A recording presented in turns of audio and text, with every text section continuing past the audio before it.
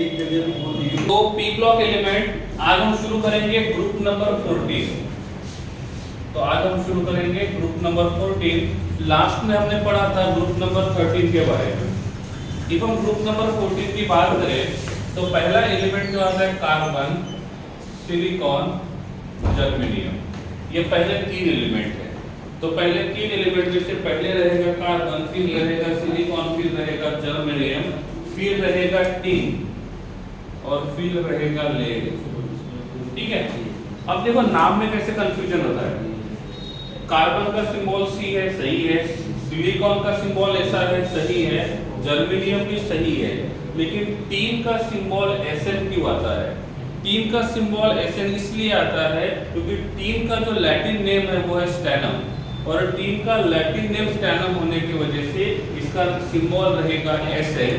Lead का Latin name आता है प्लम्बम, और इसका लैटिन नेम प्लम्बम होने की वजह से इसका सिंबल रहेगा जो रहेगा वो रहेगा Pb। ठीक है। तो नाम से अलग उनका सिंबल होने की वजह से उनका सिंबल यही क्यों रहेगा, ये मैंने यहाँ पे बता दिया है। ठीक है। कार्बन, सिलिकॉन, जर्मेनियम, टिन और लेड। इफ हम इनकी बात करेंगे तो यहाँ पे जो कार्बन है ये आता है पीरियड नंबर 2 में। तो इसका पीरियड नंबर 2 रहेगा, पीरियड नंबर 3 रहेगा, पीरियड नंबर 4 रहेगा, पीरियड नंबर 5 है और पीरियड नंबर 6 है। सही है। इफ हम इनके एटॉमिक नंबर की बात करते हैं और एटॉमिक नंबर के हिसाब से जाते हैं तो ये रहेगा 6, ये रहेगा 14, ये रहेगा 32। कितना रहेगा? 32। सही है। ओके। उसके बाद वाला जो रहेगा वो रहेगा 50 और 82। ये रहेगा 50 और 82। अब इनका इलेक्ट्रॉनिक कॉन्फ़िगरेशन करना है। तो कार्बन जो रहेगा इसका इलेक्ट्रॉनिक कॉन्फ़िगरेशन रहेगा 2s2 एंड 2p2। ठीक है। मैं बस वैलेंस शेल का इलेक्ट्रॉनिक कॉन्फ़िगरेशन लिख रहा हूँ। हाँ, मैं ऐसा भी कर सकता हूँ, यहाँ पे नोबल गैस को यूज करूँ। तो पहला वाला नोबल गैस यूज करेंगे हेलियम, यहाँ रहेगा 2s2, यहाँ पे रहेगा 2p2। इनके पास 2d ऑर्बिटल नहीं रहेगा। So absence of d orbital in carbon. हम सिलिकॉन की बात करें तो इनका इलेक्ट्रॉनिक कॉन्फ़िगरेशन होगा नियॉन इन ब्रैकेट 2s2, यहाँ रहेगा 2p2, या सॉरी 3s2, 3p2, 3d0। तो सिलिकॉन के पास d ऑर्बिटल तो है, लेकिन d ऑर्बिटल में इलेक्ट्रॉन नहीं है। देखो, कार्बन के पास d ऑर्बिटल नहीं है, सिलिकॉन के पास d ऑर्बिटल है, लेकिन d ऑर्बिटल में इलेक्ट्रॉन्स नहीं है। ठीक है। इफ हम जर्मेनियम की बात करें तो यहाँ पे हम किस इनर्ट गैस को यूज करेंगे? हेलियम के बाद नियॉन, नियॉन के बाद यहाँ पे रहेगा एर्गॉन। तो ये रहेगा 3d10, 4s2, 4p2 and 4d0। ठीक है। तो इसके पास d ऑर्बिटल में इलेक्ट्रॉन है, लेकिन वो 3d में इलेक्ट्रॉन है, 4d में इलेक्ट्रॉन्स नहीं है। इफ हम इनकी बात करें हेलियम, नियॉन, एर्गॉन, यहाँ पे आता है क्रिप्टॉन। तो इलेक्ट्रॉनिक कॉन्फ़िगरेशन रहेगा 4d10, 5s2, 5p2 and 5d0। So this will be the electronic configuration of krypton। उसके बाद हेलियम, नियॉन, एर्गॉन, क्रिप्टॉन, ज़ेनॉन। तो यहाँ पे कौन आएगा? ज़ेनॉन। इसका इलेक्ट्रॉनिक कॉन्फ़िगरेशन है 4s14, यहाँ पे रहेगा 5d10, ये रहेगा 6s2, ये रहेगा 6p2 और ये रहेगा 6d0। तो ये रहेगा इनका इलेक्ट्रॉनिक कॉन्फ़िगरेशन। ठीक है। तो आप इस इलेक्ट्रॉनिक कॉन्फ़िगरेशन में देख सकते हो किसके पास d ऑर्बिटल है और किसके पास d ऑर्बिटल नहीं है। इनके पास d ऑर्बिटल नहीं है, यहाँ पे d ऑर्बिटल है, d ऑर्बिटल है, d ऑर्बिटल है, d में ऑर्बिटल है।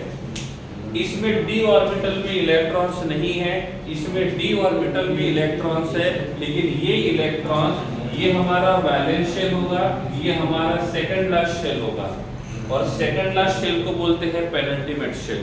तो इसमें डी में इलेक्ट्रॉन्स है लेकिन वैलेंस शेल में नहीं है, पेनल्टीमेट शेल में है। इसकी बात करेंगे तो यहाँ पे जो वैलेंस शेल रहेगा वो रहेगा सेल नंबर 5। वैलेंस शेल में इलेक्ट्रॉन नहीं है लेकिन पेनल्टीमेट शेल में इलेक्ट्रॉन्स है, तो इसमें पेनल्टीमेट शेल के अंदर डी ऑर्बिटल में इलेक्ट्रॉन्स है। यहाँ पे जो वैलेंस शेल रहेगा वो रहेगा शेल नंबर 6।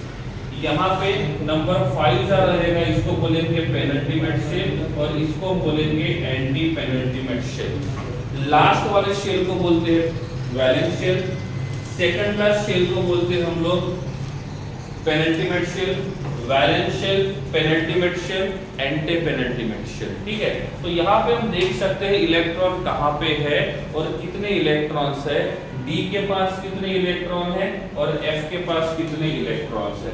अब आप एक बात नोटिस कर सकते हो, हर ग्रुप का पहला एलिमेंट बाकी लोगों से डिफरेंट प्रॉपर्टी शो करता है और इस प्रॉपर्टी को हमने क्या बोला था, एनोमलस बिहेवियर।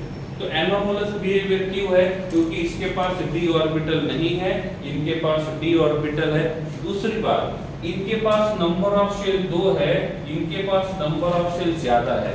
तो जिनके पास नंबर ऑफ शेल कम होता है उसका फोर्स ऑफ अट्रैक्शन ज्यादा रहेगा और इसका फोर्स ऑफ अट्रैक्शन इन बाकी लोगों से बहुत ज्यादा होने की वजह से इसमें ये कार्बन बाकी लोगों से डिफरेंट प्रॉपर्टी शो करता है, जिसको हम कहते हैं एनोमलस बिहेवियर ऑफ कार्बन। ठीक है, तो ग्रुप नंबर 14 में ये एलिमेंट्स है और ये रहेगा इनका इलेक्ट्रॉनिक कॉन्फ़िगरेशन। तो इलेक्ट्रॉनिक कॉन्फ़िगरेशन आपकी स्क्रीन के ऊपर दिखा हुआ है। ठीक है, एक बार इलेक्ट्रॉनिक कॉन्फ़िगरेशन को देख लो। ठीक है, इलेक्ट्रॉनिक कॉन्फ़िगरेशन क्लियर है तो हैंड रेज करना है, नहीं है तो चैट बॉक्स में लिखना है।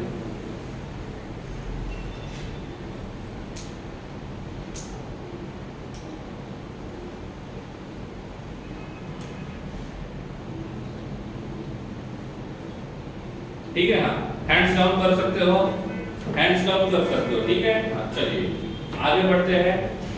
ठीक है, उसके बाद तो आता है आप प्रेजेंटेशन को देख सकते हो, प्रेजेंटेशन वाले स्क्रीन को देख सकते हो।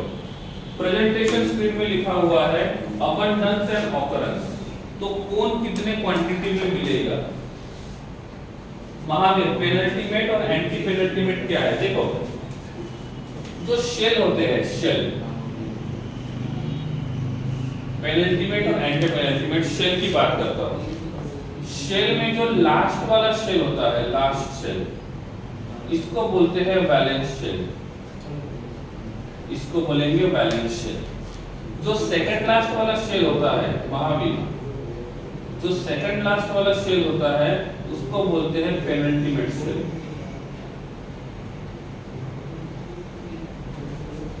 Penultimate shell. ठीक है, और जो थर्ड लास्ट होता है, थर्ड लास्ट, उसको बोलते हैं एंटी पेनल्टीमेट शेल। ठीक है महावीर, तो ये रहा आपके क्वेश्चन का आंसर। एग्जांपल के लिए मैंने बोला मेरे पास यहाँ पे क्लोरीन है, मेरे पास यहाँ पे क्लोरीन है और क्लोरीन का एटॉमिक नंबर 17 है, क्लोरीन का एटॉमिक नंबर 17 है। तो इसमें इलेक्ट्रॉन का डिस्ट्रीब्यूशन क्या रहेगा। ठीक है, इसमें फर्स्ट शेल में रहेंगे 2 इलेक्ट्रॉन्स, सेकंड शेल में रहेंगे 8 इलेक्ट्रॉन, थर्ड शेल में रहेंगे 7 इलेक्ट्रॉन्स। ठीक है, तो this is our first shell, this is our second shell and this is our third shell. ठीक है, तो इनमें से लास्ट वाला शेल कौन सा हुआ, तो फर्स्ट सेकंड थर्ड में से लास्ट में कौन सा शेल है, तो यहाँ पे जो लास्ट वाला जो शेल रहेगा वो रहेगा थर्ड शेल। तो लास्ट वाला शेल कौन सा है, थर्ड शेल है। तो ये लास्ट वाला जो शेल है इसको हम बोलेंगे लास्ट सेकंड लास्ट शेल, इसको हम बोलेंगे सेकंड लास्ट शेल और इसको हम बोलेंगे थर्ड लास्ट शेल। तो जो लास्ट वाला शेल होता है उसको बोलते हैं वैलेंस शेल, जो सेकंड लास्ट वाला शेल रहेगा उसको बोलेंगे पेनल्टीमेट शेल और जो थर्ड लास्ट वाला शेल रहेगा उसको बोलेंगे एंटी पेनल्टीमेट शेल। अब मन में क्वेश्चन आएगा इसका काम क्या है, इसका काम यह है, इसके ऊपर डायरेक्टली क्वेश्चन पूछा जाएगा। अब एक क्वेश्चन मैं यहाँ पे पूछता हूँ, क्वेश्चन ऐसा है, मैंने आपको पूछा पेनल्टीमेट शेल में टोटल नंबर ऑफ इलेक्ट्रॉन्स कितने हैं। My question is that how many electrons are there in penultimate shell? How many number of electrons in penultimate shell? कितने हैं? 8. How many electrons in antepenultimate shell? Yes, Mahavir. Yes. How many electrons are present in antepenultimate shell? 2. How many electrons are present in valence shell? How many electrons are present in valence shell? So that will be 7. Did you clear? ये बात सबको clear हो गई? Valence shell, penultimate shell, antepenultimate shell clear हुआ? क्योंकि जब भी P block और डी ब्लॉक के बारे में पढ़ेंगे तो हमको पेनल्टीमेट शेल, एंटीपेनल्टीमेट शेल, ये सभी बातें हमको लिखनी होती है, ये समझनी होती है। तो इस बात को अब प्रॉपर्ली ध्यान दीजिए। ठीक है, ओके, चलिए आगे बढ़ते हैं। तो यहाँ पे हमने देख लिया कि पेनल्टीमेट शेल क्या होता है, एंटीपेनल्टीमेट शेल क्या होता है, और वैलेंस शेल जो रहेगा वो क्या रहेगा। ठीक है, इस प्रकार से। ओके ना, अब ये तो हो गया। अब हम आगे बढ़ते हैं और हमारा नेक्स्ट जो टॉपिक है उसको हम बोलते हैं ऑकरेंस एंड अबंडेंस। कि ये जो कार्बन के कंपाउंड्स है, मतलब इस ग्रुप में कार्बन है, सिलिकॉन, जर्मेनियम, टिन और लेड है, तो ये कार्बन किस फॉर्म में मिलेगा, सिलिकॉन किस फॉर्म में मिलेगा, जर्मेनियम किस फॉर्म में मिलेगा। सपोज यहाँ पे कोई मेटालिक प्रॉपर्टी शो करता है तो वो कौन से मिनरल के फॉर्म में मिलेगा, ये हमको ढूंढना है। और इसीलिए इस टॉपिक का नाम है अबंडेंस एंड ऑकरेंस।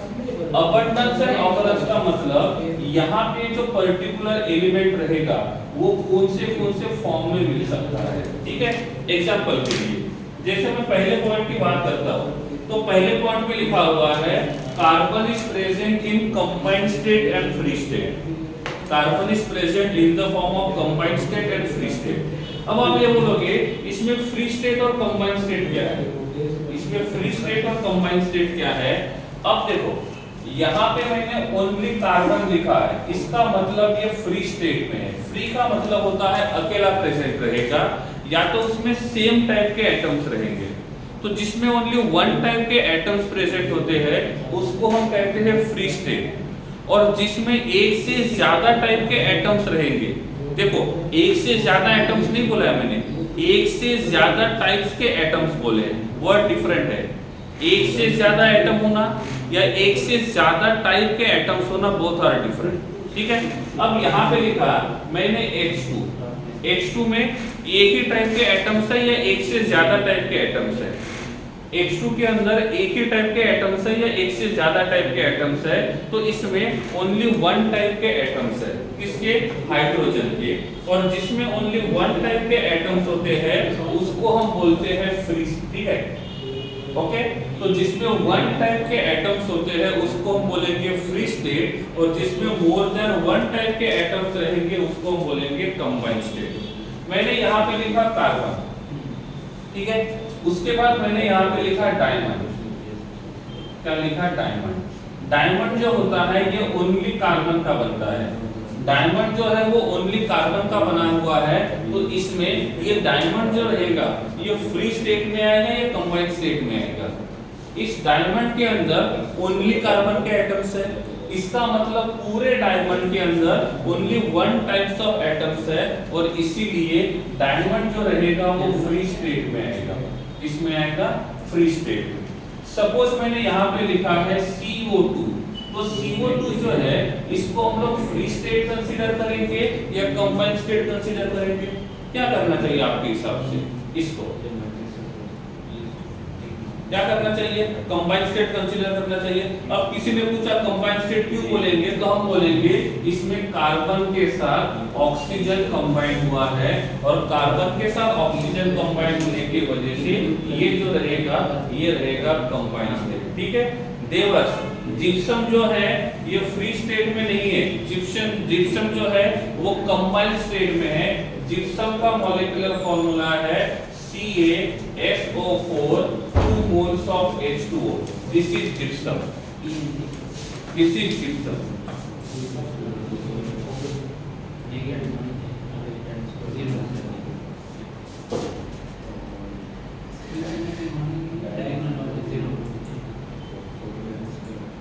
ठीक है, ओके ओके।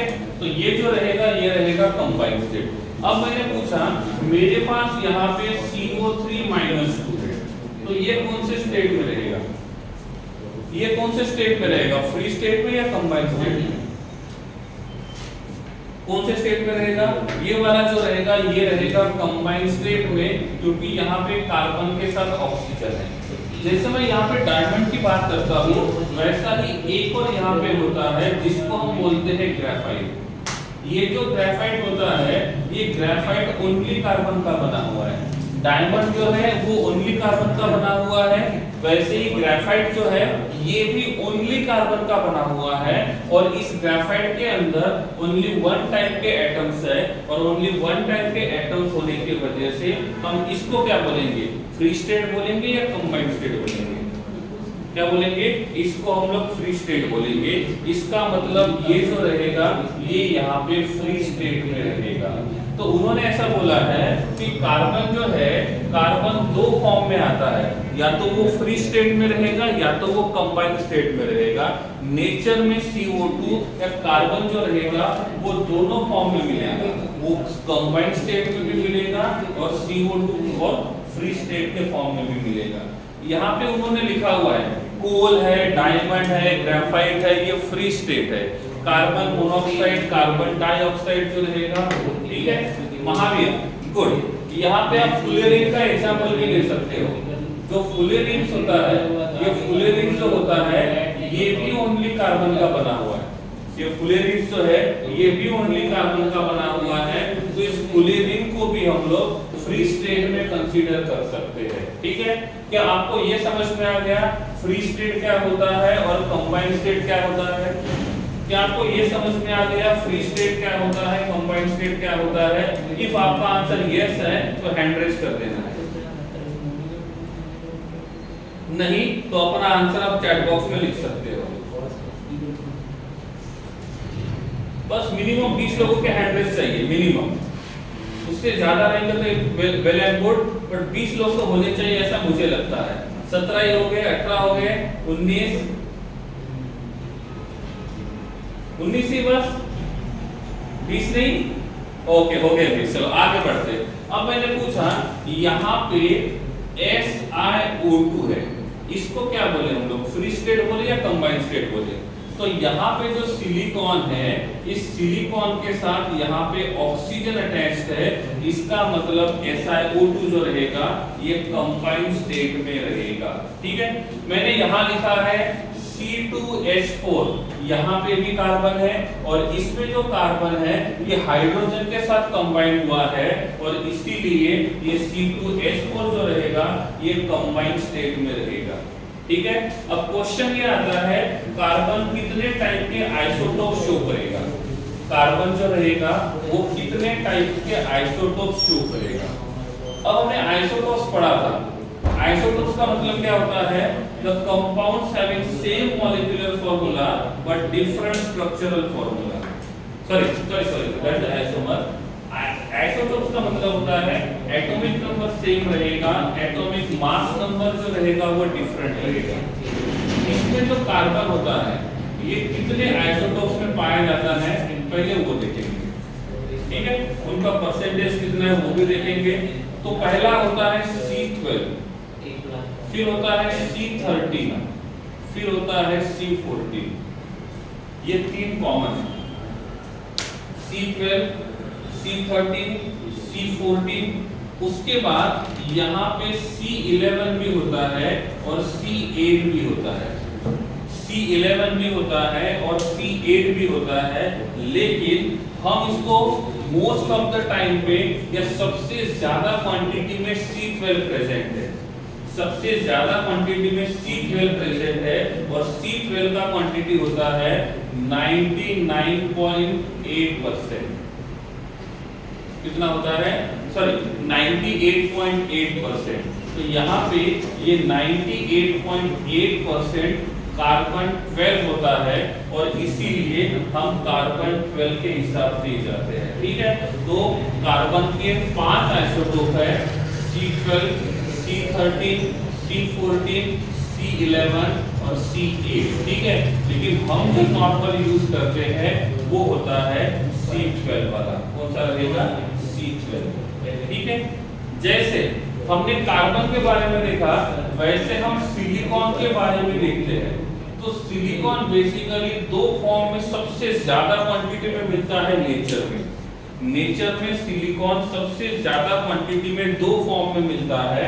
उनमें से एक फॉर्म आता है सिलिका और दूसरा जो आता है वो आता है सिलिकेट, ठीक है।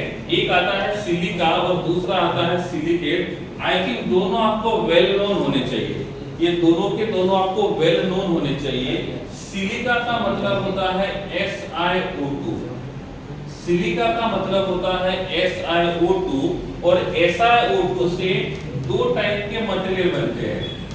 सिलिका जो होता है उसका मॉलिक्यूलर फार्मूला SiO2 है और SiO2 से दो टाइप के सॉलिड बनते हैं।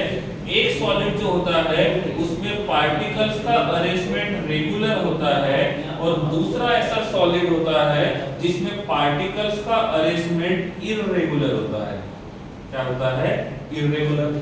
अब एक में रेगुलर है, दूसरे में इररेगुलर है, और जिसमें पार्टिकल्स का अरेंजमेंट रेगुलर होता है उसको बोलते हैं, क्या बोलते हैं? उसको बोलते हैं क्रिस्टलाइन। और जिसमें इररेगुलर होता है उसको क्या बोलते हैं? उसको बोलते हैं एमॉर्फस। क्या बोलेंगे? एमॉर्फस। समझ में आ रहा है? ग्रेसी आपको कैसे पता 5 है? बेटा मुझे नहीं पता था, ये मैंने जो एमएससी किया था पढ़ा और टेक्स्ट बुक में दिया हुआ है। जिन्होंने रिसर्च किया उनको पता है कि कार्बन के 5 ही आइसोटोप्स है और इससे ज्यादा फॉर्म में वो नहीं मिला है, ठीक है। तो जो साइंटिस्ट लोगों को मिला है रिसर्च करने के टाइम पे, वही मैंने आपको यहाँ पे बताया है। ये जब भी जो भी कुछ यहाँ पे है ये वही है जिसका रिसर्च हुआ है, ठीक है। ओके, ठीक है। तो ये SiO2 है, ये दो फॉर्म में आता है। एक में पार्टिकल्स का अरेंजमेंट रेगुलर होता है, दूसरे में पार्टिकल्स का अरेंजमेंट इररेगुलर रहेगा। तो सिलिका क्रिस्टलाइन फॉर्म में भी होता है, सिलिका एमॉर्फस फॉर्म में भी होता है। और सिलिका जब एमॉर्फस फॉर्म में होता है तो ये होता है ग्लास। इसका एग्जांपल है ग्लास। तो हम जो ग्लास यूज करते हैं पानी पीने के लिए नहीं, जो कांच है वो, ठीक है। तो जो कांच है, जो ग्लास है, it is a amorphous solid which is made up of SiO2, जिसको हम केमिस्ट्री में सिलिका कहते हैं। वैसे ही इसी सिलिका से एक क्रिस्टलाइन सब्सटेंस बनता है जिसको हम बोलते हैं क्वार्ट्ज। ये सॉलिड स्टेट केमिस्ट्री में भी आएगा, सॉलिड स्टेट केमिस्ट्री में ये भी आएगा, ये भी आएगा, तो ये तो आना ही चाहिए। समझ में आ गया है? तो इस प्रकार से सिलिकॉन का जो सिलिका होता है उससे हम क्वार्ट्ज भी बना सकते हैं, ग्लास भी बना सकते हैं। अब आप बोलोगे दोनों में डिफरेंस क्या है? मैंने ऑलरेडी यहाँ पे लिखा हुआ है। दोनों में देखो, जैसे ग्लास होता है वैसे ही क्वार्ट्ज होता है। तो आप ग्लास के जैसा ही क्वार्ट्ज होता है, बस दोनों में SiO2 के पार्टिकल्स का अरेंजमेंट डिफरेंट होता है। इसमें SiO2 के पार्टिकल्स रेगुलर मैनर में रहेंगे, इसमें SiO2 के पार्टिकल्स इररेगुलर पैटर्न में होंगे।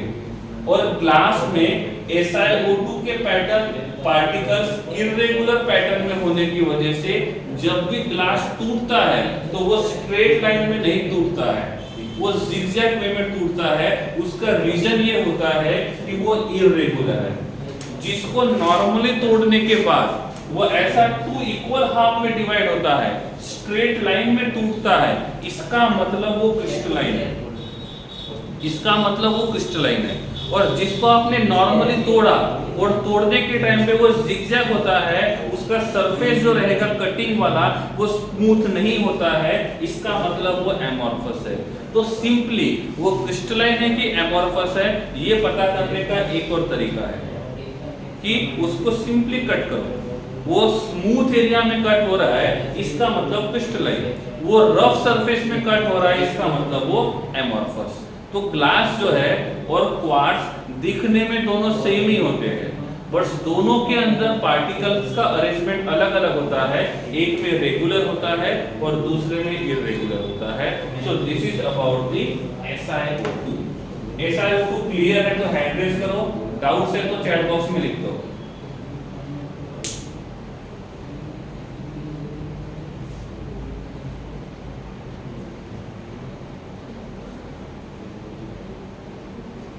बस मैं 20 तक के लिए वेट करता हूं। स्ट्रॉन्ग कौन है? दोनों का स्ट्रेंथ सेम है। यस यस दिया। जैसे क्वार्ट्ज और ग्लास दोनों के दोनों कलरलेस है, बोथ आर कलरलेस, दोनों के दोनों ट्रांसपेरेंट होते हैं। ग्लास भी ट्रांसपेरेंट होता है, क्वार्ट्ज भी ट्रांसपेरेंट होता है, लेकिन क्वार्ट्ज का ट्रांसपेरेंसी ज्यादा होता है कंपेयर टू ग्लास। और इसीलिए जो भी रिसर्च करने वाले होते हैं वो ग्लास को यूज नहीं करते हैं, क्वार्ट्ज को यूज करते हैं। ठीक है। अब मैंने आपको पूछा SiO2 जो है, SiO2 ये होता है Si डबल बॉन्ड O और डबल बॉन्ड O इस प्रकार से। तो SiO2 is a neutral molecule जिसमें सेंट्रल सिलिकॉन का हाइब्रिडाइजेशन रहेगा sp। सेंट्रल सिलिकॉन का हाइब्रिडाइजेशन क्या रहेगा? sp। उसके बाद जो सिलिकॉन का दूसरा फॉर्म है, दूसरा कंबाइंड फॉर्म है, उस सिलिकॉन के दूसरे कंबाइंड फॉर्म को हम बोलते हैं सिलिकेट। और सिलिकेट का फॉर्मूला होता है SiO4 -4।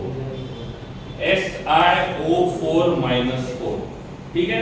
एक बात आपको ये भी बोल देता हूँ, ये सिलिका के बारे में अभी यहाँ पे बता रहा हूँ, सॉलिड स्टेट में डीप में नहीं जाऊंगा। ठीक है। ये जो SiO4 -4 है उसमें यहाँ रहेगा silicon attached to O minus, attached to O minus, attached to O minus, attached to O minus. So this is the structure of silicate and this is the structure of silica। ये silica है, ये silicate है। Silica में silicon के का hybridisation sp था, तो silicate में सिलिकॉन का हाइब्रिडाइजेशन क्या रहेगा? सिलिकेट में सिलिकॉन का हाइब्रिडाइजेशन क्या रहेगा? हाइब्रिडाइजेशन क्या रहेगा? This is 1 sigma, 2 sigma, 3 sigma, 4 sigma. तो सिग्मा बॉन्ड 4 है, लोन पेयर नहीं है। तो हाइब्रिड ऑर्बिटल कितने हो गए? हाइब्रिड ऑर्बिटल 4 हो गए। और हाइब्रिड ऑर्बिटल 4 होगा तो ये बन जाएगा sp3। और इसका ज्योमेट्री जो रहेगा वो रहेगा टेट्राहेड्रल। क्या रहेगा? टेट्राहेड्रल। और ये रहेगा लीनियर। वो क्या रहेगा? लीनियर। अब मन समझ में आ रहा है? अब देखो यहाँ पे तो ये है, ये टेट्राहेड्रल फॉर्म में है, ये एक मोनोमर का काम है। ये किसका काम करेगा? मोनोमर का काम करेगा।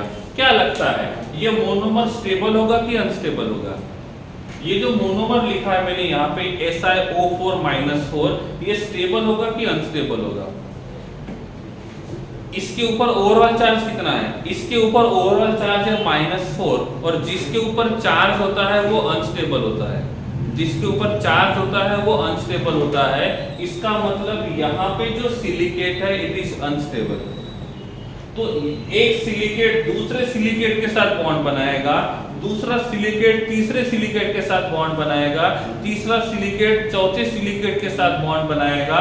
और इस प्रकार से n नंबर ऑफ सिलिकेट एक दूसरे के साथ बॉन्ड बनाएंगे तो ये बन जाएगा पॉलीसिलिकेट। तो ये जो सिलिकेट होता है वो रियल में अनस्टेबल है, ये मोनोमर का काम करता है। और n नंबर ऑफ मोनोमर जब एक दूसरे के साथ बॉन्ड बनाएंगे तो ये पॉलीसिलिकेट बनाएंगे। क्या बनाएंगे? पॉलीसिलिकेट बनाएंगे। तो सिलिकेट नॉर्मली न्यूट्रल नहीं है, तो उसको न्यूट्रल करने के लिए हम यहाँ पे पॉलीसिलिकेट को बनाएंगे। तो सिलिकेट से आगे हमको मिलेगा पॉलीसिलिकेट। पॉलीसिलिकेट सही है। हाँ, तो एक था सिलिका, दूसरा है सिलिकेट। सिलिकेट के बारे में डाउट्स है तो बोल दो, समझा है तो हैंड रेज कर दो। About silica and the structure of silicate. समझा है तो हैंड रेज कर दो, नहीं समझा है तो चैट बॉक्स में अपना डाउट लिख सकते हो। ठीक है, ओके चलिए आगे बढ़ते हैं। ठीक है, तो ये था सिलिका और सिलिकेट।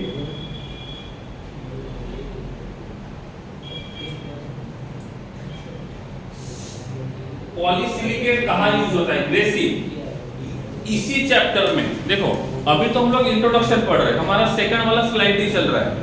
जब ये 8-10 स्लाइड हो जाएंगे तो हम कार्बन के कंपाउंड्स देखेंगे। कार्बन के कंपाउंड्स कौन से होते हैं? कार्बन मोनोऑक्साइड, कार्बन डाइऑक्साइड, हमने फुलेरीज देखा था, डायमंड देखा था, ग्रेफाइट देखा था, ये हम लोग लास्ट में पढ़ेंगे। तो नॉर्मल प्रॉपर्टी पढ़ने के बाद हम इनके कंपाउंड्स देखेंगे।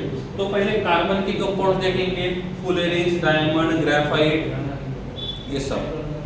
उसके बाद जब सिलिकॉन के कंपाउंड्स पढ़ेंगे तो सिलिकॉन के कंपाउंड में सिलिकेट फिर से वापस एंट्री लेगा, और जब सिलिकेट वहां पे वापस एंट्री लेगा तो हम ये देखेंगे कि मोनोसिलिकेट से जब पॉलीसिलिकेट बनता है, जब मोनोसिलिकेट से जब पॉलीसिलिकेट बनेगा तो वो किस प्रकार का स्ट्रक्चर शो करेगा। तब ये भी देखेंगे कि पॉलीसिलिकेट का यूज कहाँ पे होता है। अभी मैंने बस इंट्रोडक्शन बता दिया कि सिलिका और सिलिकेट का स्ट्रक्चर क्या होता है, ठीक है। तो ये हमारा सिलिकेट है और ये हमारा सिलिका है। That's it. Mahavir, one silicate and silicates के साथ, यस, एक सिलिकेट दूसरे सिलिकेट के साथ बॉन्ड बनाएगा, एक सिलिकेट दूसरे सिलिकेट के साथ बॉन्ड बनाएगा, सही है, ओके। ग्रेसिव, पॉलीसिलिकेट क्या होता है? पॉलीसिलिकेट सिलिकेट का पॉलीमरिक फॉर्म होता है। तो जो सिलिकेट है जब वो पॉलीमर बनाएगा तो वो पॉलीसिलिकेट में कन्वर्ट हो जाएगा, वो polysilicate. Polysilicate is the polymer of silicate. Mahavir, ठीक है। तो ऐसे एक एक सिलिकेट्स को यूज करते जाएंगे तो पॉलीसिलिकेट बनेगा। तो एक सिलिकेट दूसरे सिलिकेट के साथ बॉन्ड बनाएगा, ठीक है।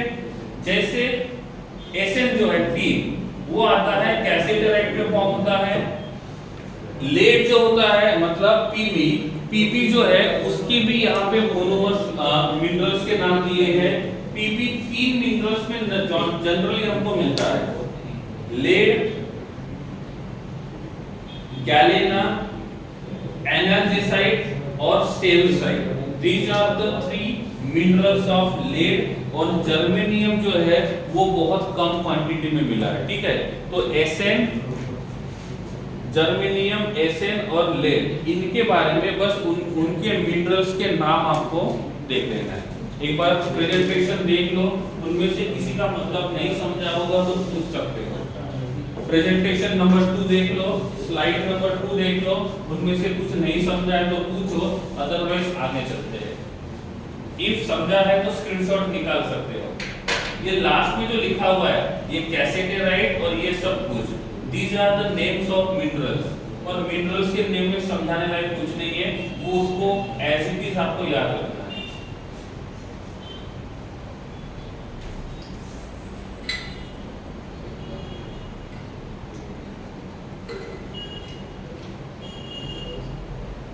यस, इनके नाम बस आपको याद रखना है।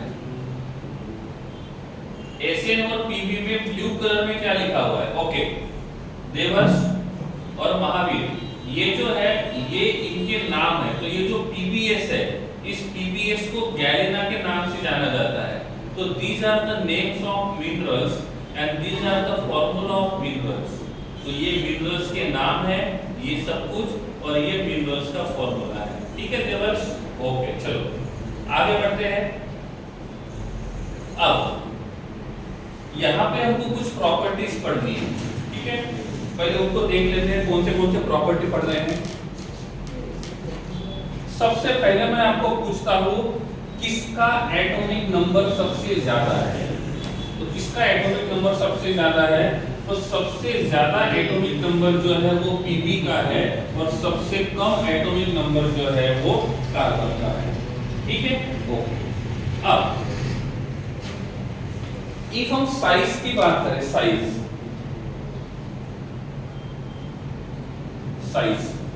तो किसका साइज सबसे छोटा होगा? तो कार्बन का साइज सबसे छोटा है, इससे बड़ा रहेगा सिलिकॉन। कैसे पता चला? कि सिलिकॉन से बड़ा साइज रहेगा जर्मेनियम, से बड़ा साइज रहेगा Sn, से बड़ा साइज रहेगा Pb। आप बोलोगे कैसे पता चला? तो नंबर ऑफ शेल बढ़ रहे हैं, नंबर ऑफ शेल 2 है, नंबर ऑफ शेल 3, 4, 5 और 6। देखो ना, 2 शेल, 3 शेल, 4 शेल, 5 शेल और 6 shell. So number of shells are increasing, and as the number of shells are increases, the size of atom will increases. और जब size of atom बढ़ेगा तो force of attraction बढ़ेगा या कम होगा? तो what will be the relation of force of attraction? किसका force of attraction सबसे ज्यादा रहेगा? तो सबसे ज्यादा force of attraction कार्बन, उससे कम सिलिकॉन, उससे कम जर्मेनियम, उससे कम Sn और सबसे कम Pb. समझ में आ रहा है? अब मुझे बताओ किसमें मेटालिक कैरेक्टर सबसे ज्यादा रहेगा? सॉरी किसका आयोनाइजेशन एंथैल्पी ज्यादा रहेगा? किसका आयोनाइजेशन एंथैल्पी सबसे ज्यादा रहेगा? तो सबसे ज्यादा आयोनाइजेशन एंथैल्पी जो रहेगा वो कार्बन का, फिर सिलिकॉन, फिर जर्मेनियम, फिर Sn और फिर Pb. सही है? ओके. अब मुझे बताओ यहाँ पे इनका जनरल इलेक्ट्रॉनिक कॉन्फ़िगरेशन क्या है? इनका जनरल इलेक्ट्रॉनिक कॉन्फ़िगरेशन है NS2 NP2. तो मुझे बताओ ये कितने बॉन्ड बना सकते हैं? इनका जनरल इलेक्ट्रॉनिक कॉन्फ़िगरेशन है NH2 और NP2. तो ये मिनिमम कितने बॉन्ड बना सकते हैं और मैक्सिमम कितने बॉन्ड बना सकते हैं? कोई बता सकता है? मिनिमम कितने बॉन्ड बनाएगा? 2. मैक्सिमम कितने बॉन्ड बना सकते हैं? मैक्सिमम कितने बॉन्ड बना सकते हैं? मैक्सिमम कितने बॉन्ड बना सकते हैं? 4. तो इनके पास मिनिमम बॉन्ड्स रहेंगे 2 और मैक्सिमम बॉन्ड्स रहेंगे 4. इसका मतलब ये +4 शो करेंगे और +2 शो करेंगे. मैं पॉजिटिव की बात कर रहा हूं, नेगेटिव की बात नहीं कर रहा हूं. तो मुझे बताओ इन सब में से +4 जो है इसमें किसका स्टेबिलिटी ज्यादा रहेगा? +4 का स्टेबिलिटी किसमें सबसे ज्यादा रहेगा?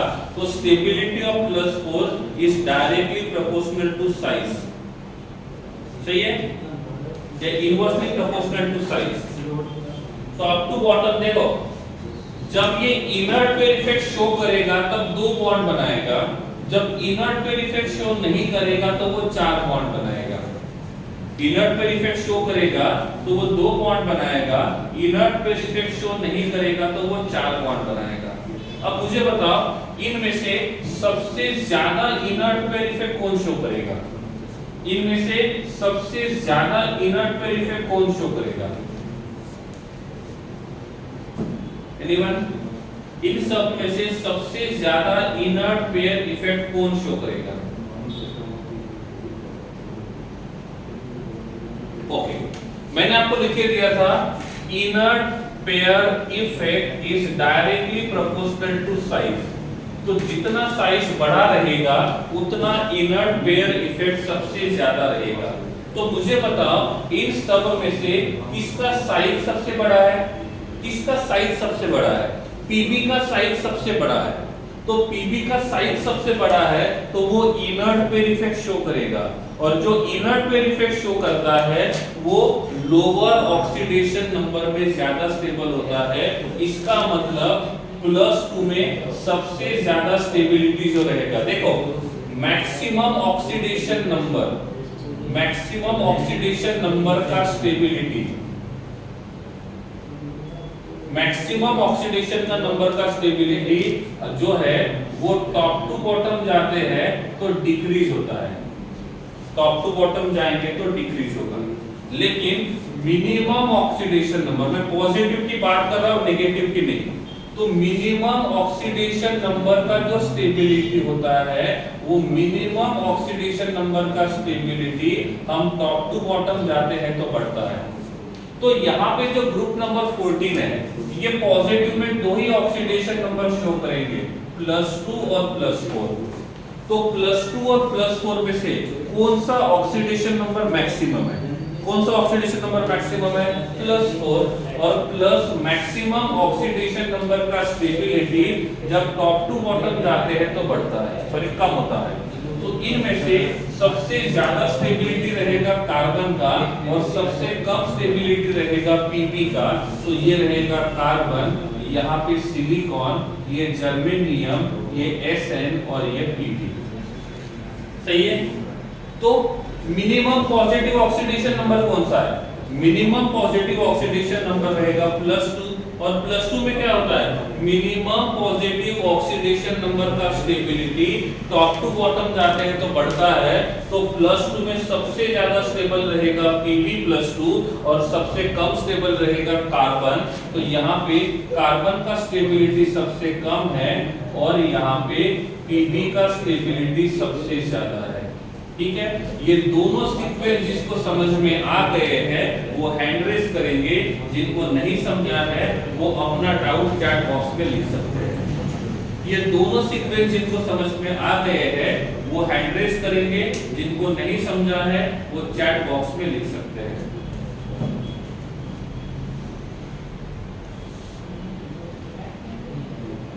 Okay, that is very good. चलिए ठीक है, तो ये है +3 और +2 का स्टेबिलिटी। टॉप टू बॉटम जाएंगे तो क्या होगा, वंदन बेटा जब से हमने ग्रुप नंबर 2 शुरू किया है तब से मैं आपको इनर्ट पेयर इफेक्ट समझा रहा हूं, तब से मैंने आपको ये भी बता दिया इसका साइज के साथ रिलेशन क्या है। ग्रुप नंबर 13 में पहले हमने देखा था कि लोअर पॉजिटिव ऑक्सीडेशन नंबर और हायर पॉजिटिव ऑक्सीडेशन नंबर, इनमें किसका स्टेबिलिटी कहां से कहां पे रहेगा। जो कंसेप्ट हमने ऑलरेडी 2 ग्रुप्स में पढ़े हैं और जब तीसरे ग्रुप में हमको पढ़ना है तो इतने डिटेल में फिर से बता रहा हूं, इससे ज्यादा रिपीट कितना करोगे।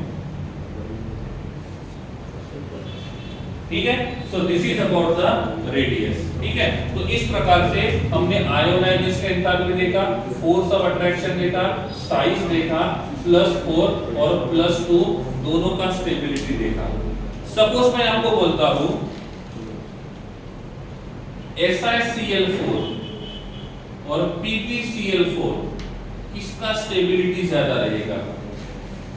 SiCl4 और PbCl4 किसका स्टेबिलिटी सबसे ज्यादा रहेगा। कैसे पता चला, यहां पे इसका ऑक्सीडेशन नंबर +4 है, यहां पे इसका ऑक्सीडेशन नंबर +4 है। ठीक है, +4 में क्या होता है, +4 में क्या होता है, +4 में क्या होता है, +4 में क्या होगा। अब +4 की बात करते हैं तो +4 में टॉप वाले का स्टेबिलिटी ज्यादा रहेगा और बॉटम वाले का स्टेबिलिटी कम रहेगा। सिलिकॉन और पीबी, सिलिकॉन और पीबी में से सिलिकॉन टॉप में है और पीबी बॉटम में है और इसलिए इसका स्टेबिलिटी ज्यादा रहेगा। सपोज इसी क्वेश्चन को थोड़ा सा चेंज करता हूं और यहां लिखता हूं मैं SiCl2 और PbCl2। SiCl2 और PbCl2 इन दोनों को हम लोग कंपेयर करते हैं, तो दोनों को कंपेयर करने के बाद किसका स्टेबिलिटी सबसे ज्यादा रहेगा।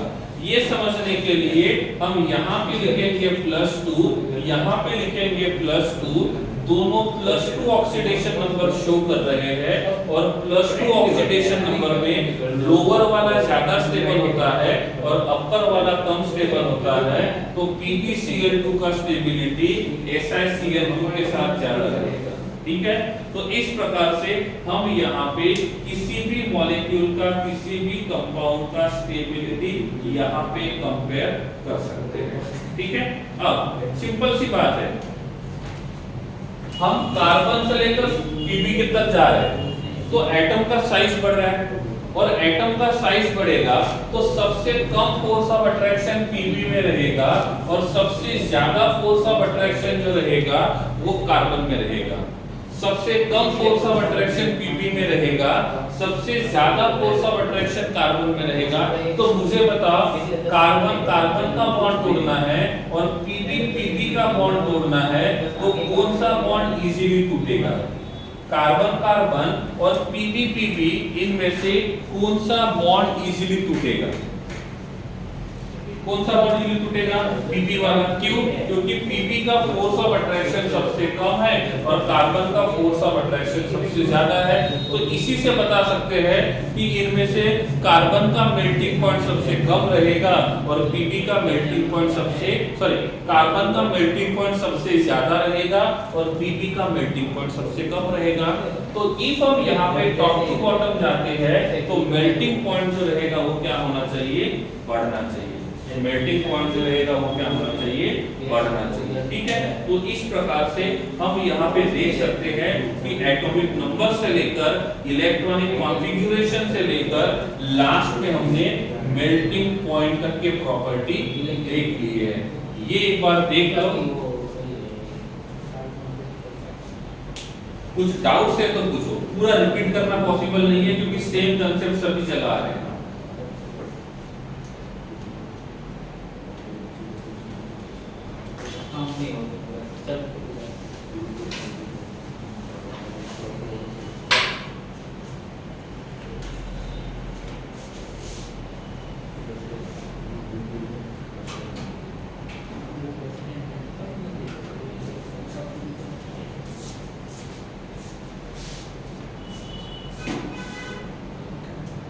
महावीर, ओके,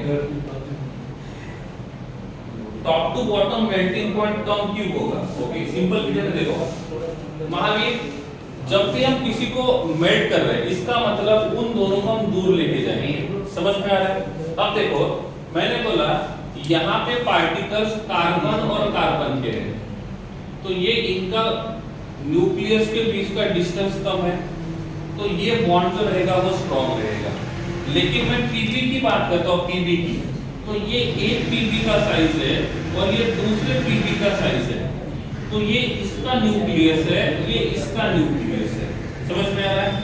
तो अब यहाँ पे देखो, यहाँ पे जो बॉन्ड है वो x लेंथ है और यहाँ पे जो बॉन्ड लेंथ है ये y है।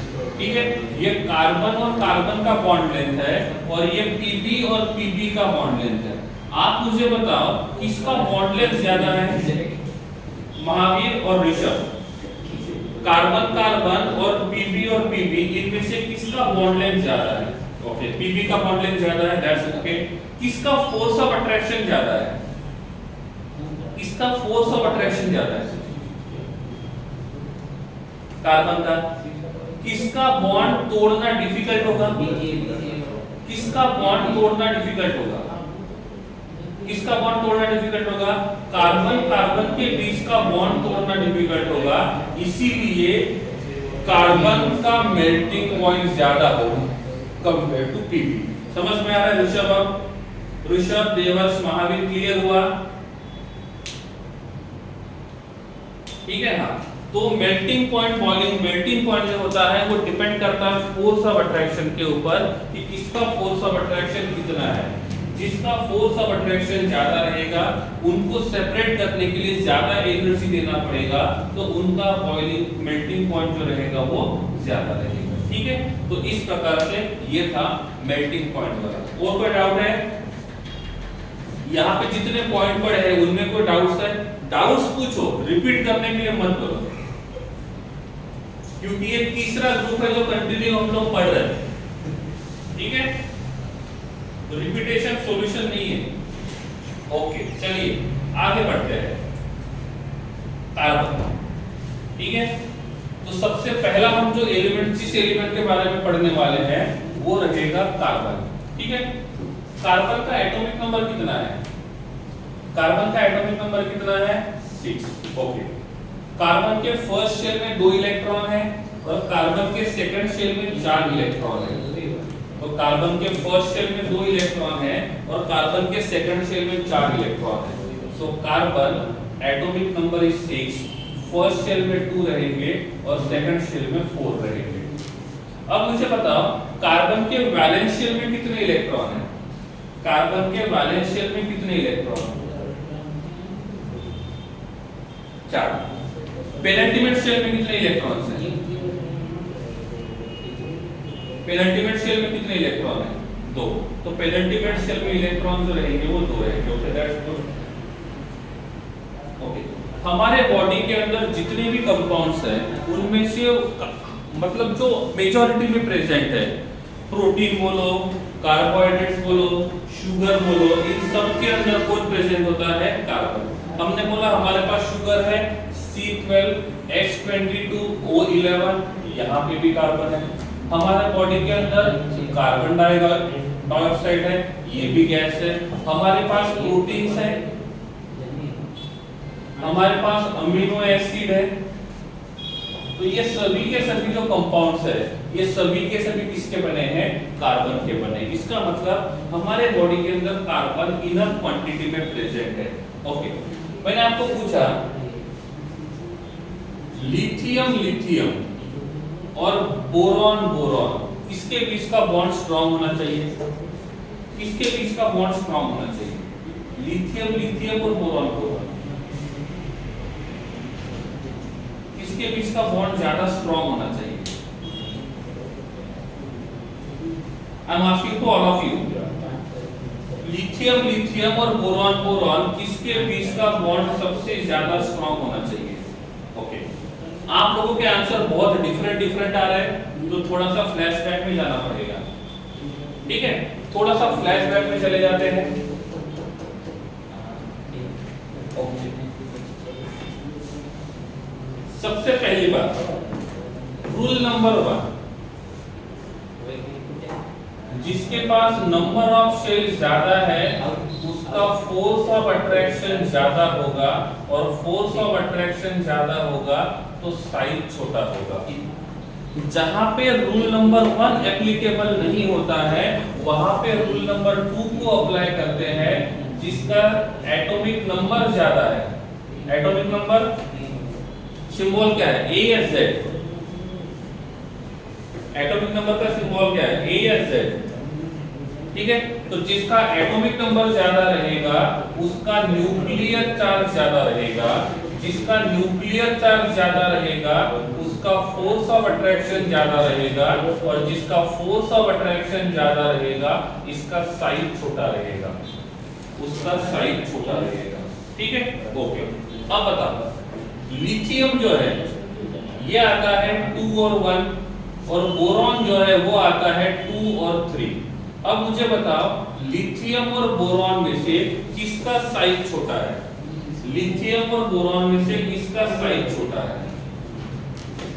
इसके पास नंबर ऑफ शेल 2 है, इसके पास भी नंबर ऑफ शेल 2 है, तो रूल नंबर 1 हमारे किसी काम का नहीं है, हम रूल नंबर 2 के साथ जाएंगे।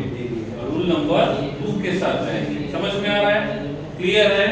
रूल नंबर 1 किसी काम का नहीं है। अब क्यों? क्योंकि दोनों के पास नंबर ऑफ शेल सेम है, तो जब नंबर ऑफ शेल सेम रहेंगे तो n का वैल्यू सेम रहेगा, तो रूल नंबर 1 किसी काम का नहीं होगा। हम रूल नंबर 2 की तरफ देखेंगे। लिथियम का न्यूक्लियर चार्ज रहेगा +3 और बोरॉन का न्यूक्लियर चार्ज रहेगा +5। तो लिथियम और बोरॉन में से बोरॉन का न्यूक्लियर चार्ज ज्यादा है।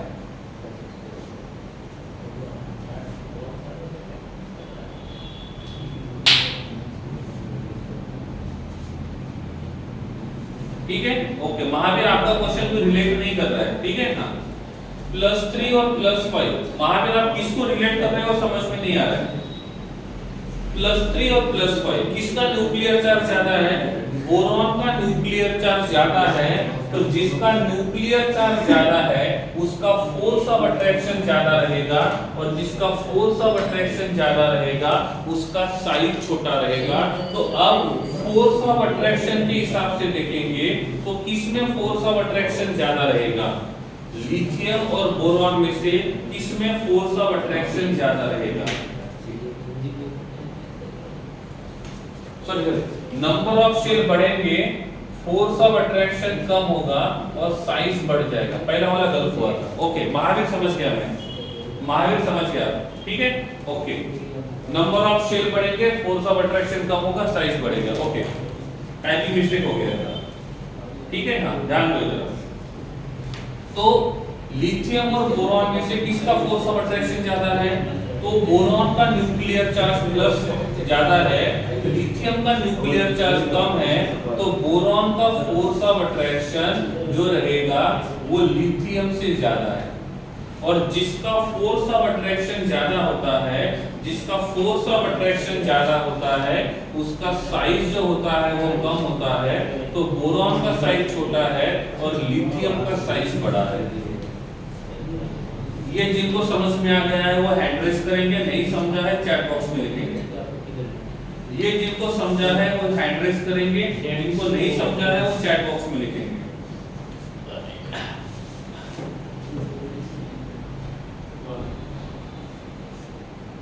ठीक है चलो, ठीक है। तो जिसका फोर्स ऑफ अट्रैक्शन ज्यादा होता है उसका साइज कम होता है, ठीक है। तो फोर्स ऑफ अट्रैक्शन ज्यादा है बोरॉन का, तो साइज सबसे बड़ा जो रहेगा वो रहेगा लिथियम का। अब मुझे बताओ लिथियम लिथियम और बोरॉन बोरॉन में से किसका बॉन्ड ज्यादा स्ट्रांग रहेगा?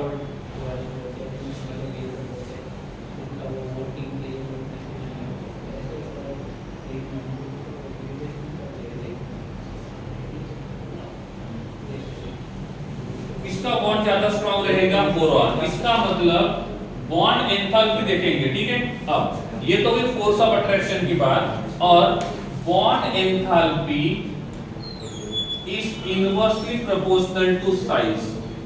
जितना साइज छोटा होगा उतना बॉन्ड एंथैल्पी ज्यादा होगा। तो अब मुझे बताओ मैं बॉन्ड एंथैल्पी के हिसाब से अरेंज करूं, मैं बॉन्ड एंथैल्पी के हिसाब से अरेंज करूं तो किसका बॉन्ड एंथैल्पी ज्यादा होगा? किसका बॉन्ड एंथैल्पी ज्यादा होगा? किसका बॉन्ड एंथैल्पी ज्यादा होगा? यहाँ पे बोरॉन और बोरॉन के बीच का बॉन्ड एंथैल्पी लिथियम और लिथियम के से ज्यादा होगा। और जिसका बॉन्ड एंथैल्पी ज्यादा होता है, जिसका बॉन्ड एंथैल्पी ज्यादा होता है उसका स्टेबिलिटी भी ज्यादा होता है, तो उस बॉन्ड का स्टेबिलिटी भी ज्यादा रहेगा।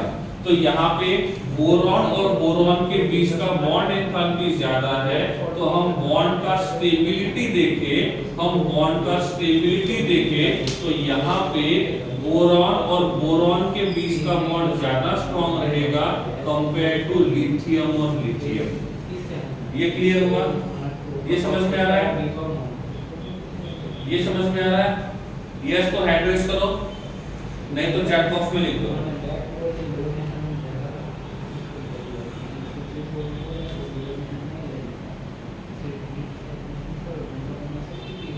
ठीक है, ओके। अब यहां पे अब मैंने पूछा, ठीक है, लिथियम, बेरिलियम, बोरॉन, कार्बन, इनमें से किसका बॉन्ड एंथैल्पी सबसे ज्यादा होगा? इसका मतलब जब लिथियम लिथियम के साथ बॉन्ड बनाएगा, बेरिलियम बेरिलियम के साथ बॉन्ड बनाएगा, बोरॉन बोरॉन के साथ बॉन्ड बनाएगा और कार्बन कार्बन के साथ बॉन्ड बनाएगा, तो किसका बॉन्ड एंथैल्पी सबसे ज्यादा होगा?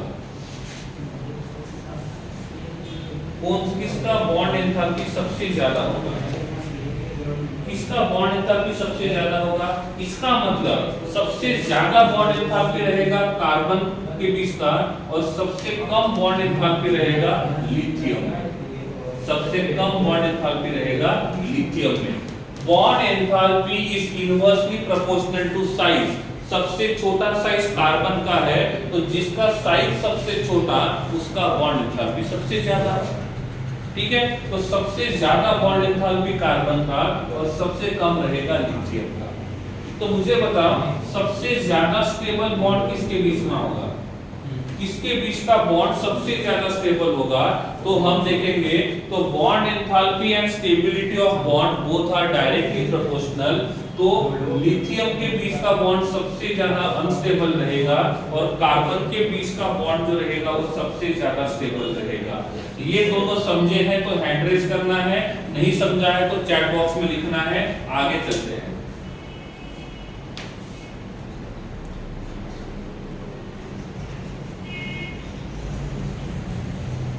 आदित्य राज, लिथियम की साइज बोरॉन से कम है।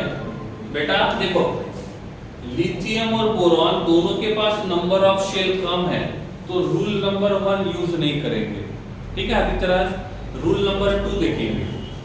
लिथियम का न्यूक्लियर चार्ज +3 है, बोरॉन का न्यूक्लियर चार्ज +5 है। तो जिसका न्यूक्लियर चार्ज ज्यादा होता है उसका फोर्स ऑफ अट्रैक्शन ज्यादा होता है, जिसका फोर्स ऑफ अट्रैक्शन ज्यादा रहेगा उसका साइज छोटा रहेगा। आदित्य राज, ठीक है। तो न्यूक्लियर चार्ज जो है वो बोरॉन का ज्यादा है, तो न्यूक्लियर चार्ज बोरॉन का ज्यादा है तो बोरॉन में फोर्स ऑफ अट्रैक्शन ज्यादा रहेगा, और बोरॉन में फोर्स ऑफ अट्रैक्शन ज्यादा रहेगा तो बोरॉन का साइज कम रहेगा। आदित्य राज, क्लियर है या अभी भी क्लियर नहीं हुआ?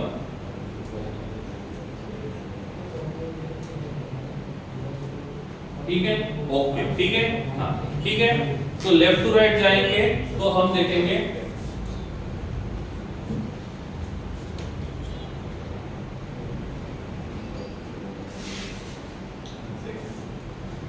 ठीक है, हाँ ओके। तो बॉन्ड एंथैल्पी जो है वो साइज को इनवर्सली प्रोपोर्शनल है, ठीक है, ओके। अब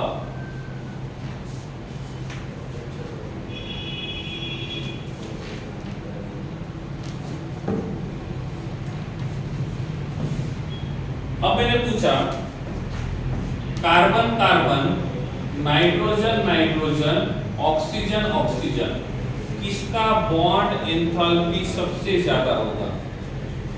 किसका बॉन्ड एंथैल्पी सबसे ज्यादा होगा, क्यों?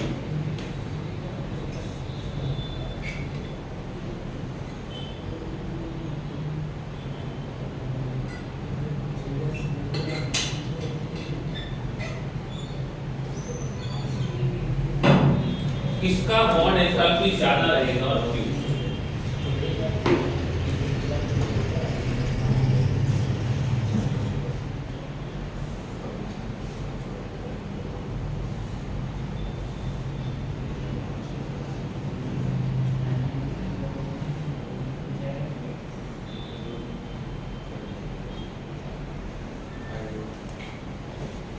ओके, चलिए, तो यहां पे जो बॉन्ड एंथैल्पी रहेगा, ओके चलिए, इज इट सही या गलत?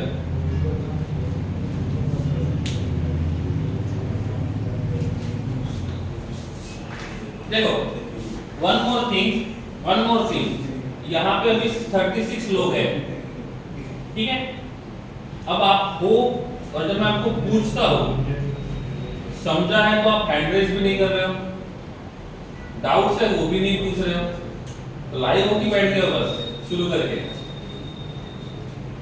ओके, इसका आंसर क्या है? ये मैंने जो आंसर लिखा है वो सही है कि गलत है? ये जो मैंने लिखा हुआ ये आंसर सही है कि गलत है? रॉन्ग है, ओके। एक ही लोगों ने 2 बार आंसर दिया है, ओके, इट इज रॉन्ग। क्यों? लेकिन ये सही है, दिस इज द करेक्ट, ये करेक्ट है। कैसे? नाइट्रोजन के पास लोन पेयर है, ऑक्सीजन के पास 2 लोन पेयर है। देखो, पहली बात तो ये देखो, हम जितने पास आएंगे उतना फोर्स ऑफ अट्रैक्शन बढ़ेगा, सही या गलत? हम जितने पास आएंगे उतना फोर्स ऑफ अट्रैक्शन बढ़ेगा, और जितना फोर्स ऑफ अट्रैक्शन बढ़ेगा उतना बॉन्ड एंथैल्पी बढ़ेगा, और जितना बॉन्ड एंथैल्पी बढ़ेगा उतना स्टेबिलिटी बढ़ेगा, सही या गलत? ओके, तो जितने ज्यादा पास आएंगे उतना बॉन्ड एंथैल्पी बढ़ना चाहिए, स्टेबिलिटी बढ़ना चाहिए, बट यहाँ पे उल्टा हो रहा है। उल्टा होने का रीजन क्या है? जैसे ये दोनों के दोनों नाइट्रोजन एक दूसरे के पास आएंगे तो ये दोनों नाइट्रोजन में लोन पेयर के बीच में रिपल्शन रहेगा। तो रिपल्शन करने वाले, देखो, जितने एटम दूर रहेंगे उतना लोन पेयर का रिपल्शन कम रहेगा, और जितने एटम्स पास जाएंगे उतना लोन पेयर का रिपल्शन बढ़ जाएगा। तो लोन पेयर का रिपल्शन जितना ज्यादा होगा उतना स्टेबिलिटी कम होगा, और जितना स्टेबिलिटी कम होगा उतना बॉन्ड एंथैल्पी कम होगा। रिपीट फिर से कर रहा हूं मैं। देखो, अब मुझे बताइए, कार्बन और नाइट्रोजन में से नाइट्रोजन का साइज छोटा है, तो कंपेयर टू कार्बन नाइट्रोजन के जो एटम्स रहेंगे वो एक दूसरे के ज्यादा पास रहेंगे, और जब दोनों के दोनों नाइट्रोजन एक दूसरे के क्लोज आएंगे तो ये लोन पेयर के बीच में रिपल्शन बढ़ेगा, और ये लोन पेयर के बीच का रिपल्शन मिनिमाइज करने के लिए ये दोनों के दोनों नाइट्रोजन पास आने के बजाय वो दूर चले जाएंगे, और जब वो दूर चले जाएंगे तो इनका स्टेबिलिटी कम हो जाएगा। रिपीट कर रहा हूं फिर से, कार्बन कार्बन से नाइट्रोजन नाइट्रोजन के बीच का बॉन्ड लेंथ कम होना चाहिए क्योंकि साइज छोटा है, बट जब ये दोनों पास आएंगे तो यहाँ पे रिपल्शन बढ़ेगा लोन पेयर और लोन पेयर के बीच का, और जब इनके बीच का रिपल्शन बढ़ेगा तो रिपल्शन को मिनिमाइज करने के लिए ये दोनों के दोनों नाइट्रोजन दूर जाएंगे, और जब दोनों के दोनों नाइट्रोजन दूर जाएंगे तो उसका बॉन्ड लेंथ कार्बन से ज्यादा हो जाएगा, और इसीलिए कार्बन कार्बन का बॉन्ड नाइट्रोजन नाइट्रोजन बॉन्ड से ज्यादा स्टेबल है। समझा या नहीं? समझा या नहीं? क्वेश्चन बन गया है, क्वेश्चन बन गया, कार्बन कार्बन नाइट्रोजन नाइट्रोजन में से कार्बन कार्बन का बॉन्ड एंथैल्पी नाइट्रोजन नाइट्रोजन से ज्यादा है। क्यों?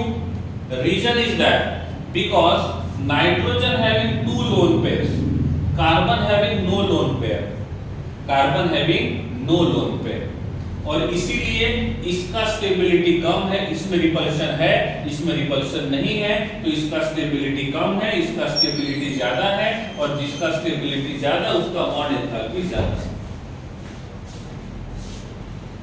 देवर्स, नाइट्रोजन के लोन पेयर्स अपोजिट हो या सेम हो, रिपेल तो करेंगे, हाँ इतना जरूर है कि लोन पेयर जब अपोजिट रहेंगे तो रिपल्शन कम रहेगा, लोन पेयर सेम साइड में रहेंगे तो रिपल्शन ज्यादा रहेगा। देवर्स, आप सही सोच रहे हो, इफ ये दोनों के दोनों लोन पेयर अपोजिट रहेंगे तो क्या कोई बात नहीं, अपोजिट हो सकते हैं, अपोजिट हो सकते हैं, अपोजिट रहेंगे भी, लेकिन जब ये अपोजिट रहेंगे तो उनके बीच का रिपल्शन थोड़ा सा कम रहेगा, कंप्लीटली कम नहीं रहेगा। अब मुझे बताओ, नाइट्रोजन नाइट्रोजन और ऑक्सीजन ऑक्सीजन किसके बीच ज्यादा रिपल्शन है? किसमें रिपल्शन ज्यादा है? नाइट्रोजन नाइट्रोजन ऑक्सीजन ऑक्सीजन किसमें रिपल्शन ज्यादा है? किसमें रिपल्शन ज्यादा है? रिपल्शन ऑक्सीजन में ज्यादा है, तो ऑक्सीजन का स्टेबिलिटी कम होगा, और ऑक्सीजन का स्टेबिलिटी कम होगा तो बॉन्ड एंथैल्पी भी कम होगा।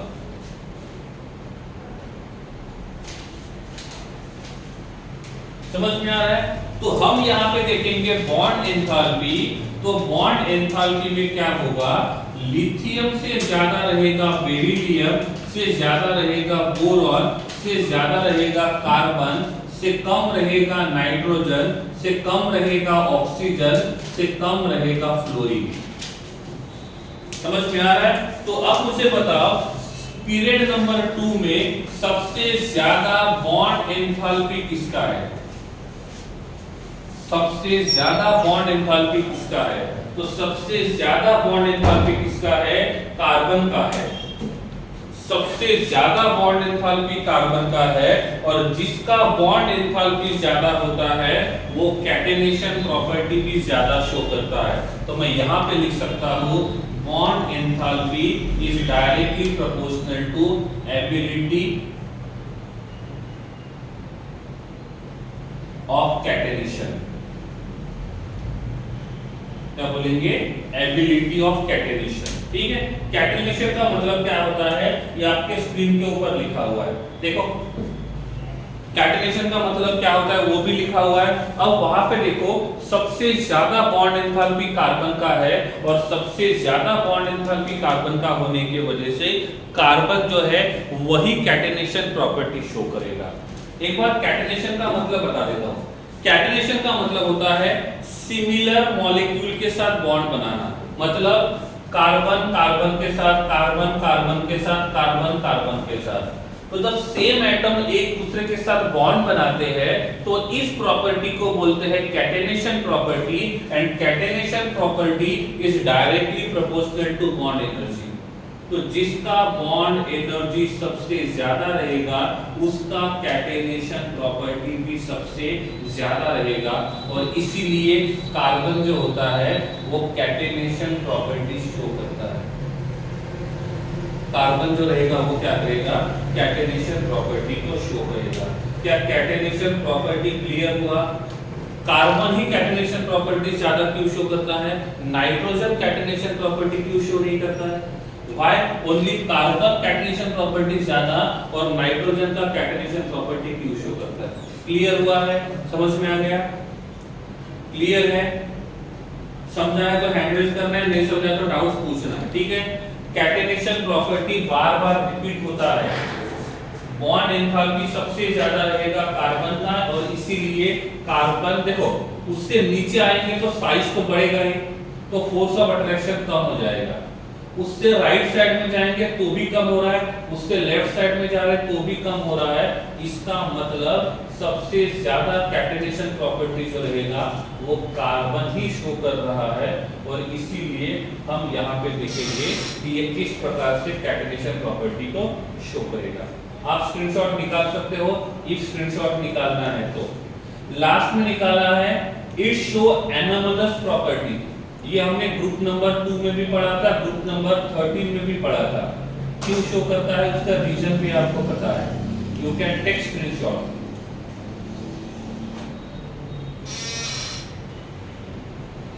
Next is valency.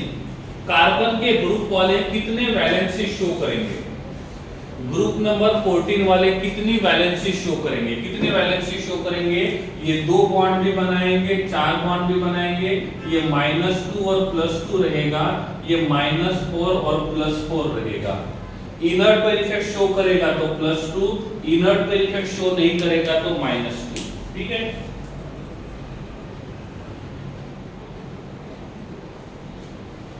ठीक है, ओके चलिए आज के लिए इतना ही। इसी स्लाइड को कल एक बार फिर से पढ़ेंगे, यहाँ तक हमारा हो गया है। ये 4 पॉइंट इस स्लाइड के हो गए हैं, रिमेनिंग पॉइंट्स को हम लोग कल पढ़ेंगे। आज के लिए इतना ही। कोई डाउट है तो पूछ सकते हो, अदरवाइज सेशन यहाँ पे एंड कर देते हैं।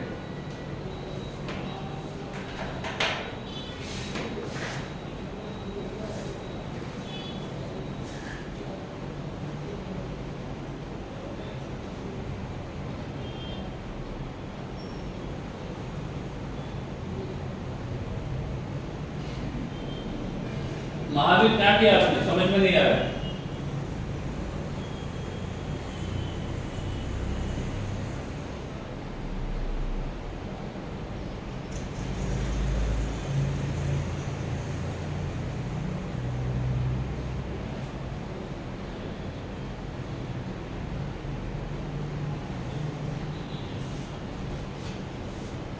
ठीक है, ओके ले लीजिए, फिर सेशन एंड कर देते हैं।